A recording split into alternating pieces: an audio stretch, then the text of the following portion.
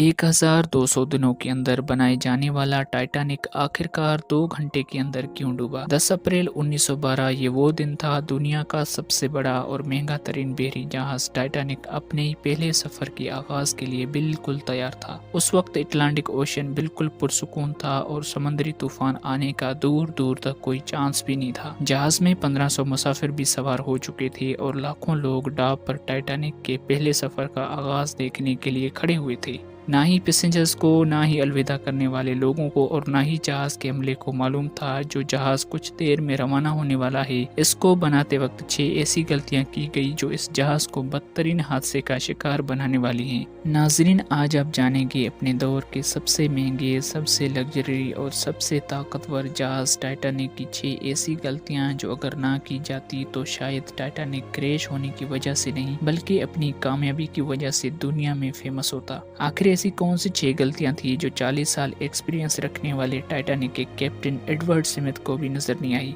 Captain के 40 साल के एक्सपीरियंस को तो छोड़ दें, ये गलतियां टाइटैनिक ऑपरेट करने वाली कंपनी व्हाइट स्टार लाइन जिसको 107 शिप्स ऑपरेट करने का एक्सपीरियंस है उसको भी नजर नहीं आई। और तो और ये गलतियां टाइटैनिक मैन्युफैक्चर्ड करने वाली कंपनी हॉलैंड एंड वुल्फ को भी नजर नहीं आई, जिन्होंने सिर्फ टाइटैनिक से पहले 500 शिप्स मैन्युफैक्चर्ड की थी। टाइटैनिक की कंस्ट्रक्शन 1907 में शुरू हुई थी। तकरीबन 3 साल का वक्त और 2000 वर्कर्स की मेहनत के बाद जहाज को मुकम्मल तैयार कर लिया गया था। अब जहाज पूरी तरह से तैयार हो चुका था, लेकिन उसको टेस्ट करने का फेज अभी भी बाकी था। टाइटैनिक बनाने वालों का इस पर ट्रस्ट मजीद बढ़ गया जब टाइटैनिक ने अपना पहला टेस्ट राउंड कामयाबी से पार कर लिया था।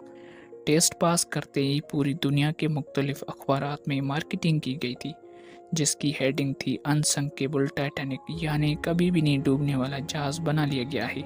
जहाज का पहला सफ़र इंग्लैंड के शहर साउथहैम्पटन से शुरू होना था, जिसका दिन 10 अप्रैल 1912 मुकर्रर किया गया और जिसकी मंजिल अमेरिका का शहर द न्यूयॉर्क थी। टाइटैनिक की इकोनॉमी पोर्शन में सफ़र करने की कीमत $30 जबकि फर्स्ट क्लास में सफ़र करने की कीमत $150 थी। इस मार्केटिंग के नतीजे में एक ही दम टिकट्स बुक कर ली गई। आखिरकार वही दिन आ ही गया जब टाइटैनिक अपने पहले सफ़र का आगाज करने वाले थे। Mistake number 1। दोपहर को ठीक 12 बजे टाइटैनिक ने अपने पहले सफ़र का आगाज कर दिया और साथ ही टाइटैनिक की गलतियां सामने आना शुरू हो गई। कैप्टन स्मिथ को मालकान की तरफ से डेडलाइन मिल चुकी थी कि किसी भी सूरत में 17 अप्रैल तक यानी सिर्फ 7 दिनों में न्यूयॉर्क पहुंचना है, जिसकी वजह से कैप्टन ने जहाज़ की रफ्तार शुरू से ही तेज़ रखी थी और यही थी टाइटैनिक की सबसे पहली गलती। कैप्टन स्मिथ को मालकान की तरफ से दी हुई इंस्ट्रक्शंस और प्रेशर की वजह से न्यूयॉर्क जल्द से जल्द पहुंचना था, क्योंकि ये टाइटैनिक का पहला सफ़र था। अगर वो न्यूयॉर्क टाइम से ना पहुंचते तो टाइटैनिक की रेपुटेशन को काफ़ी नुकसान होना था। दुनिया की कोई भी गाड़ी हो, मशीन हो या फिर जहाज़, उसमें कई ऑपरेटिंग प्रोसेस होते हैं जिनमें स्पीड लिमिट भी उन प्रोसीजर का पार्ट होता है और वही पार्ट टाइटैनिक के सफ़र की आगाज़ में ही वायोलेट किया गया था। थोड़ी देर में जहाज़ साउथहैम्पटन की पोर्ट को इतना पीछे छोड़ गया कि अब दूर दूर तक नीले समंदर के अलावा कुछ भी नज़र नहीं आ रहा था। Mistake number 2। अब टाइटैनिक को चलते हुए 3 दिन गुजर चुके थे। फ्रांस और आयरलैंड में थोड़ी देर के स्टॉप के अलावा पिछले 72 घंटों से न्यूयॉर्क की तरफ चला जा रहा था। ये 14 अप्रैल 1912 की शाम थी। समंदर के हर तरफ खामोशी और धुंध छाई हुई थी, जिसकी वजह से विजिबिलिटी भी काफ़ी कम हो चुकी थी।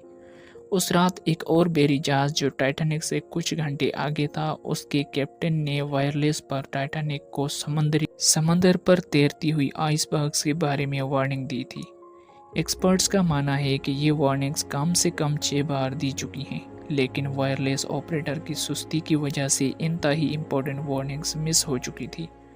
उनके लिए शायद ये नॉर्मल बात थी, लेकिन यही थी टाइटैनिक के अमले की दूसरी बड़ी गलती, क्योंकि टाइटैनिक अपने दौर का पहला लग्जरी जहाज़ था और उसमें कई वीआईपीज़ भी मौजूद थे। इसलिए टाइटैनिक का पूरा अमला उनकी खिदमत करने में मसरूफ़ था। अगर इन वार्निंग्स को सीरियस लिया जाता तो आगे का पूरा सीन अलग होता। Mistake number 3। जहाज़ की स्पीड भी ज़्यादा थी, उनसे एक बहुत इंपॉर्टेंट वार्निंग भी मिस हो चुकी थी। जहाज़ तेज़ी से बेफिक्र होकर आइसबर्ग की रेंज में बढ़ता जा रहा था, لیکن ابھی بھی ٹائٹینک کو حادثے سے بچایا جا سکتا تھا، کیونکہ جہاز کے پہرے دار الرٹ تھے جو کسی بھی آئس برگ کی اطلاع دور سے دیکھنے پہ کیپٹن کو دینے کے لیے ریڈی تھے۔ لیکن دور سے دیکھنے کے لیے ان کے پاس چیز موجود ہی نہیں تھی، وہ چیز تھی دوربین۔ پہرے دار تو الرٹ تھے لیکن وہ آئس برگ کو دوربین نہ ہونے کی وجہ سے دور سے نہیں دیکھ سکے، اور یہی تھی ٹائٹینک کی تیسری بڑی غلطی۔ آئس برگ کی خبر کیپٹن اسمتھ کو اس وقت ہوئی جب جہاز کے پہرے داروں نے خبر دی کہ جہاز کے سامنے فٹ بال سائز جتنا آئس برگ ہے، لیکن اب بہت دیر ہو چکی تھی کیونکہ آئس برگ انتہائی قریب آ چکا تھا۔ مسٹیک نمبر 4، کیونکہ اٹلانٹک اوشن میں شپس کو ایسی آئس برگ کا سامنا کرنا پڑتا ہے جس کو بڑے بڑے بحری جہاز آرام سے ہینڈل کر لیتے ہیں، شاید کیپٹن اسمتھ نے بھی یہی سوچا تھا۔ آئس برگ کی خبر ملتے ہی کیپٹن نے جہاز کے انجنز بند کرنے کا حکم دیا اور ساتھ ہی ٹائٹینک کا رخ بدلنے کا بھی آرڈر دیا۔ بے شک کیپٹن نے آئس برگ سے بچنے کی بہت کوشش کی، لیکن فاصلہ اتنا کم رہ گیا تھا کہ کچھ بھی کرنا فضول ثابت ہوا۔ آئس برگ اب جہاز کے سینٹر سے ٹکرا چکا تھا، لیکن جہاز کے بچنے کی ابھی بھی کافی امید تھی۔ یہ امید باقی رہ گئی تھی کہ شاید باڈی کو نقصان نہ پہنچا جائے، یا پھر آئس برگ جہاز سے ٹکرا کے خود ہی ٹوٹ جائے، اور شاید ہوتا ہی ایسے ہی اگر جہاز کی چوتھی غلطی اپنا کام نہ دکھاتی۔ ایکسپرٹس کا ماننا ہے کہ جہاز پر جو ریبٹس لگی ہوئی تھی وہ اسٹیل کی نہیں بلکہ کاسٹ آئرن کی تھی۔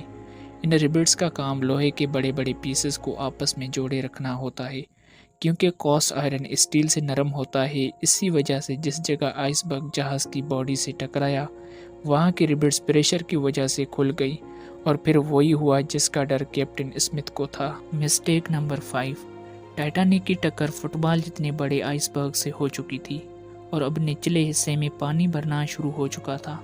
اس خطرناک حادثے نے پورے عملے اور مسافروں کو الرٹ کر دیا تھا، ساتھ ہی جہاز میں موجود ٹائٹینک کے مالک جوزف بروز کو بھی۔ بے شک جہاز میں پانی بھرنا شروع ہو گیا تھا، لیکن ابھی بھی جہاز کے بچنے کی امید باقی تھی۔ جو جہاز کو ایسے ڈیزائن کیا گیا تھا کہ اگر اس کے 3 فلورز میں پانی بھر بھی جائے پھر بھی یہ نہیں ڈوب سکتا، لیکن بدقسمتی تھی اس جہاز کی کہ 3 فلورز کو پانی کراس کر کے اب 4تھے فلور میں پانی جا پہنچا تھا۔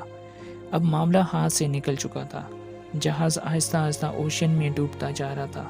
اب جہاز کی فکر کیے بغیر اس میں موجود مسافرز کی جان بچانے کا وقت آ چکا تھا۔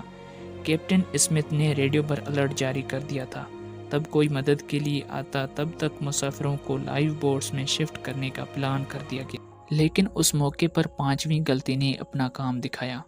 جہاز میں ٹوٹل 32 لائیو بورڈز کی جگہ تھی، لیکن غلطی کی وجہ سے صرف 20 بورڈز رکھی گئیں۔ مسافرز تھے 1500، بورڈز تھیں صرف 20۔ مسٹیک نمبر 6، ہر طرف قیامت کا عالم تھا، ہر شخص ان چند گنی چنی کشتیوں میں سوار ہونا چاہتا تھا، لیکن 12:45 پر پہلی ایمرجنسی کشتی سمندر میں اتاری گئی۔ لیکن یہاں ہوئی ایک اور چھٹی غلطی۔ قیامت کے عالم میں بورڈز کو پورا بھرے بغیر سمندر میں اتارا گیا، جس میں زیادہ تر فرسٹ کلاس پیسنجرز کو ترجیح دی گئی، یعنی جو لوگ زیادہ امیر تھے ان کو پہلے بٹھایا گیا۔ بورڈز میں اگر زیادہ مسافروں کو بٹھایا جاتا تو انسانی جانیں کم ضائع ہوتی۔ اب جہاز تیزی سے سمندر میں ڈوبتا ہوا جا رہا تھا۔ 12:18 پر شارٹ سرکٹ کی وجہ سے جہاز کی ساری روشنیاں بند ہو گئیں، اور اگلے ہی لمحے جہاز ٹوٹ کر 2 حصوں میں تقسیم ہو گیا۔ یوں جہاز کو سمندر کے اندر مکمل طور پر ڈوبنے کے لیے 2 گھنٹے 40 منٹ لگے۔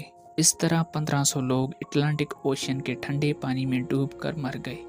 آپ کو ایک اور بات بتاتے چلیں کہ پانی کا ٹیمپریچر اس وقت -2 ڈگری سینٹی گریڈ تھا، مطلب پیسنجرز اس ٹھنڈے پانی میں چھلانگ لگاتے تو بچنے کا کوئی بھی چانس نہیں ہوتا، کیونکہ انسان اتنے کم ٹیمپریچر میں 30 منٹ سے زیادہ زندہ نہیں رہ سکتا۔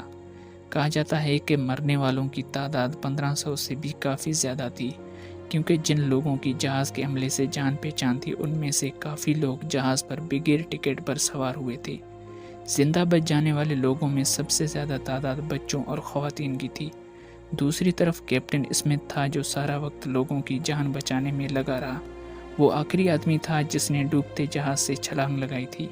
امید کرتا ہوں ویڈیو پسند آئی ہوگی۔ آپ کے پیار بھرے کامنٹس کا بے حد شکریہ۔ ملتے ہیں کسی اگلی شاندار ویڈیو میں۔